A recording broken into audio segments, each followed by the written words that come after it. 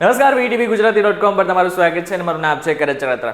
ગઈકાલથી જ મધ્ય ગુજરાતની આસપાસનો વિસ્તાર અને ખાસ કરીને અમદાવાદમાં સારો એવો વરસાદ પડી રહ્યો છે। એમાં પણ અમદાવાદની વાત કરવામાં આવે તો ગઈકાલે રાત્રે જે રીતનાનો વરસાદ ધોધમાર પડ્યો ને એ રીતનાનો જ ખબર પડ્યો છે કે ભારે વરસાદ હતો। આ સાથે જ ના માત્ર મધ્ય ગુજરાત પરંતુ ઉત્તર ગુજરાત અને દક્ષિણ ગુજરાતમાં પણ ગઈકાલે ઘણો સારો વરસાદ પડ્યો। જો સૌરાષ્ટ્રની વાત કરવામાં આવે તો બે દિવસથી અમુક એવા વિસ્તારો છે જેમ કે રાજકોટ ગોંડલની આસપાસના વિસ્તારો જે કે જ્યાં સવારથી જ સારો વરસાદ નોંધાયો હતો, પરંતુ હવે આગળના સમયમાં કેવો વરસાદ રહેશે તેની વાત કરી રહ્યા છીએ આપણે આ વિડીયોમાં। 6 તારીખ છે, 6 તારીખે આજના દિવસ પૂરતું બોડેલી, વડોદરા, અમોલ, રાજપીપળા, ભરૂચ, નવપુરા, વ્યારા, સુરત, ભરૂચ અને ઉપર જો વાત કરવામાં આવે ઉત્તર ગુજરાતની તો ખેડબ્રહ્મા, પાલનપુર, આબુ રોડની આસપાસનો જેટલો પણ વિસ્તાર છે, થરાદ, આ બધા જ વિસ્તારોમાં ભારે વરસાદની આગાહી આજે પણ કરવામાં આવી રહી છે। સૌરાષ્ટ્રની વાત કરી લઈએ તો સૌરાષ્ટ્રમાં ભાવનગર, અલંગ, મહુવા આ બધા વિસ્તારો, ઉપર જઈએ તો ખંભાત છે, સુરેન્દ્રનગરમાં કહેવાય ને કે છૂટો છવાયો વરસાદથી સામાન્ય વરસાદ પડી શકે છે। ફરી એકવાર રાજકોટ ગોંડલમાં સામાન્ય વરસાદની આગાહી આજના દિવસ પૂરતી કરવામાં આવી રહી છે। જો કચ્છની વાત કરવામાં આવે તો કચ્છમાં ગાંધીધામ, માંડવી, બારલી અને નલિયા એવા વિસ્તારો હશે કે જ્યાં સામાન્ય એવો વરસાદ પડી શકે છે।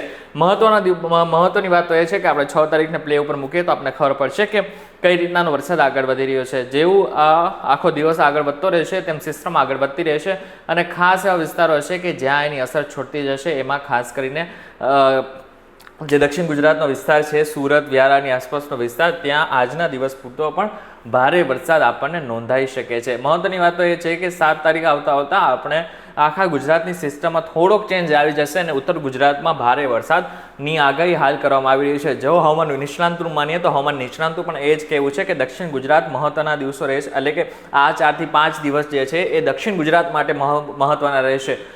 લુણાવાડાની આસપાસનો વિસ્તાર, ગોધરા, દાહોદ, ડુંગરપુર, ખેડબ્રહ્મા, આબુ રોડ, પાલનપુર આ બધા જ વિસ્તાર હશે કે જેની સીધી અસર આ બધા જ એવા વિસ્તારો હશે કે જ્યાં સિસ્ટમની સીધી અસર થશે। તમને જણાવી દઉં કે મધ્યપ્રદેશ તરફથી એક સિસ્ટમ આવી રહી છે કે જેની અસર અત્યારે હાલ જે છે એ આપણા ગુજરાત ઉપર પડી રહી છે। મહત્વની વાત તો એ છે કે જો સૌરાષ્ટ્રની વાત કરવામાં આવે તો આખા સૌરાષ્ટ્રમાં છૂટો છવાયો વરસાદ 7 તારીખે આપણને જોવા મળી શકે છે। 8 તારીખ ઉપર જતા રહીશું। 8 તારીખે શું સ્થિતિ બની રહી છે તો ફરી એકવાર ઉત્તર ગુજરાતમાં ભારે વરસાદ આપણને જોવા મળી રહ્યો છે કારણ કે સિસ્ટમની અસર દેખાઈ રહી છે। બાકી બધા જ વિસ્તારોમાં એક ઉત્તર ગુજરાતને છોડીને મોટાભાગના વિસ્તારોમાં આપણને સામાન્ય વરસાદ જોવા મળી શકે છે। ઉત્તર ગુજરાતમાં થોડું ઝૂમ કરીને આપણે જોઈ લઈએ હિંમતનગર બાજુ તો હિંમતનગરની આસપાસનો જેટલો પણ વિસ્તાર હશે ત્યાં ભારે પવન પણ ફૂંકાઈ શકે એવી શક્યતાઓ છે। માનસા છે, મહેસાણા છે, વડનગર છે, સિદ્ધપુર છે, પાટણ છે, આ બધા એવા વિસ્તારો છે કે જ્યાં છૂટો છવાયો વરસાદથી લઈને ભારે વરસાદની આગાહી હાલ કરવામાં આવી રહી છે વિંડીના માધ્યમથી। 9 તારીખ જોઈ લઈએ 9 તારીખે શું સ્થિતિ બની રહી છે। 9 તારીખ મહત્વની રહેશે કારણ કે ફરી એકવાર આખા દિવસ દરમિયાન તમને દેખાતો છે આ મધ્યપ્રદેશ તરફથી એક સિસ્ટમ જે છે એ સક્રિય થયેલી છે, સતત સક્રિય થયેલી છે, જેના હિસાબે મધ્યપ્રદેશમાં તો વરસાદ આવી રહ્યો છે, ભારે વરસાદ આવી રહ્યો છે, પરંતુ ઘણી બધી વખત એવું થતું હોય છે કે તેને જ કારણે ઉત્તર ગુજરાતથી લઈને દક્ષિણ ગુજરાત સુધીના જેટલા પણ વિસ્તારો હોય છે ત્યાં એની અસર છોડાતી હોય છે। એને કારણે અત્યારે સુરતથી લઈને પાલનપુર એટલે કે જે પટ્ટો છે ને એ આખા પટ્ટામાં કહેવાય કે 9 તારીખ દરમિયાન ભારે વરસાદ આવી શકે છે। સૌરાષ્ટ્રમાં ફરી એકવાર છૂટો છવાયો વરસાદ, કચ્છમાં સામાન્ય વાતાવરણ રહેશે। 9 તારીખને આપણે પ્લે ઉપર મૂકશું। 9 તારીખે પ્લે ઉપર મૂકતા આપણે થોડુંક અંદાજો આવશે કે આખા દિવસ દરમિયાન કેવું વાતાવરણ રહેશે। 9 તારીખને આપણે જેમ આગળ વધતું રહેશે એમ જે દક્ષિણ ગુજરાતનો વિસ્તાર છે, ઉત્તર ગુજરાતનો વિસ્તાર છે, ત્યાં વરસાદ નોંધાઈ શકે છે। 10 તારીખ ઉપર જોઈએ તો 10 તારીખ એક છેલ્લું આપણે જોઈ લઈએ। 10 તારીખ દરમિયાન આખા દિવસ દરમિયાન સુરતની આસપાસનો એટલો વિસ્તાર હશે અને ખાસ કરીને રાજપીપળાની આસપાસ કે જ્યાં વરસાદ નોંધાઈ શકે છે। પરંતુ ફરી એકવાર મહત્વનું છે કે સૌરાષ્ટ્રવાસીઓ માટે આ 10 તારીખ સુધી શાંતિ થોડીક રહેવાની છે, કચ્છ માટે થોડીક શાંતિ રહેવાની છે, પરંતુ મધ્ય ગુજરાત, ઉત્તર ગુજરાત અને દક્ષિણ ગુજરાત એવા વિસ્તારો હશે કે જ્યાં આપણને વરસાદ જોવા મળી શકે છે 10 તારીખ સુધી।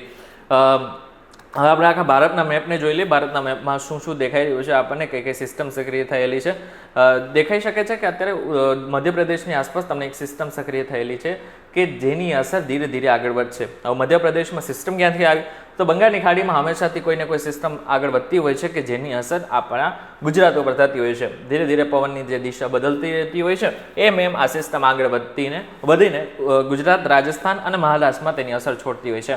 આખા વિશ્વની વાત કરીએ એટલે એકવાર કારણ કે કયા વિસ્તારોમાં અને કયા વર્લ્ડમાં ક્યાં વરસાદ આવી રહ્યો છે। અત્યારે તમને જે ચિત્ર દેખાઈ રહ્યું છે આખા વર્લ્ડનું છે, મોટાભાગના વિસ્તારોમાં, એટલે કે એશિયાની આપણે ખાલી વાત કરી રહ્યા છીએ, એશિયાની વાત કરીએ તો મોટાભાગના વિસ્તારોમાં સારો વરસાદ દેખાઈ રહ્યો છે. આપણે ઓસ્ટ્રેલિયાથી લઈને મોટાભાગના કંબોડિયા છે, થાઈલેન્ડ છે, વિયેતનામ. પરંતુ અહીંયા એક તમને રેડ કલરનું એક દેખાતું હશે, એ થોડુંક મહત્વનું છે કે જે લોકો આગળના સમયમાં આ દેશો મ્યાનમારની આસપાસ, થાઈલેન્ડની આસપાસ ક્યાંય જવાના હોય તો થોડોક મહત્વનો રહેશે, કારણ કે ત્યાં હાલ જે છે એ આપણને વધારે પડતો જ વરસાદ દેખાઈ રહ્યો છે. હોંગકોંગ છે, હોંગકોંગની આસપાસ આપણને એક સિસ્ટમ અતિ ભારે પ્રમાણમાં દેખાઈ રહી છે કે જેને કારણે ત્યાં કદાચ બની શકે વાવાઝોડી જેવી સ્થિતિ સર્જાઈ હોય. તો આવનારા સમયમાં તમે હોંગકોંગની આસપાસ જો જવાના હોય તો પણ થોડું ધ્યાન રાખી લેજો. આપણને દેખાઈ રહ્યું છે કે આપણે એક સિસ્ટમ બંગાળની ખાડીમાં પણ ઉત્પન્ન થયેલી છે કે જે હવે આગળના સમયમાં એનું ડીપ ડિપ્રેશનમાં ફેરાશે તો આગળ વધશે અને ગુજરાત ઉપર તેની અસર છોડી જશે. એટલે આ વાત હતી કે ગુજરાતમાં આગળના સમયમાં કયા કયા વિસ્તારમાં વરસાદ આવી શકે છે, ભારતમાં કયા કયા વિસ્તારોમાં વરસાદ આવી શકે છે, અને દુનિયાનું પણ આપણે જોઈ લીધું કયા વિસ્તારમાં અત્યારે વરસાદ ભારે છે. ત્યારે આ બાબતને લઈને તમારું શું કહેવું છે અમને કોમેન્ટ કરીને ચોક્કસ કહેજો. વિડીયો થકી જો તમને કોઈ ઇન્ફોર્મેશન મળ્યું હોય તો વિડીયોને લાઈક અને શેર જરૂરથી કરી નાખજો. તો આવા જ ઇન્ફોર્મેટિવ વિડીયોઝ માટે VTVGujarati.com સાથે જોડા રહેજો. અને હા, એક મહત્વની વાત, અમારી એક વોટ્સઅપ ચેનલ અને અમારી એક એપ્લિકેશન પણ છે કે જેમાં અમે વેધર સહિત મોટા ભાગના અપડેટ આપતા રહેતા હોય છે. બંનેની લિંક મેં ડિસ્ક્રિપ્શનમાં મૂકેલી છે, તેથી તમે ડાયરેક્ટ એને ઇન્સ્ટોલ કરી શકશો અને એને અપડેટ પણ કરી શકશો. ફરી મળીશું એક નવા વિડીયો સાથે, નવા કોન્સેપ્ટ સાથે. ત્યાં સુધી મને રજા આપો. નમસ્કાર.